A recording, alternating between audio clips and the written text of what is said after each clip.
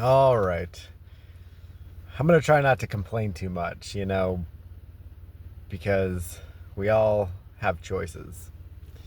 And I chose to speak out. I chose to quit my $180,000 a year corporate job where I was playing golf and taking people out to concerts and lunch and happy hours and dinners and whatnot. I quit all that on the spot when I found out that the vice president was going about gathering information on me in what very much seemed to be an underhanded way.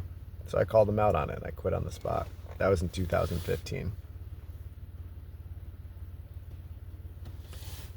And I've been targeted ever since, and I've been very vocal about that. That Apex Systems and On Assignment and Lockheed Martin need to be investigated for their connections to super tech weaponry and organized stalking, right? EMF weapons.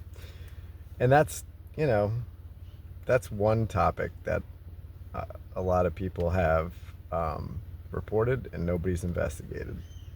But that is not the purpose of this video, certainly entirely. I think the broader picture has to do with what we know they've been doing with smart dust, right?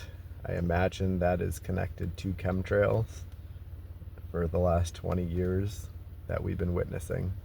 And more pointedly, what this smart dust has to do with the human body, right?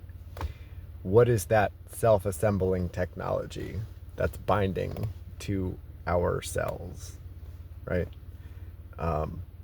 And so I think everyone has a responsibility because I'm not going to read those government publications and documents from the government websites, or I'm not going to listen to this person who has a PhD and they're lecturing about, nanotubes or whatever, right?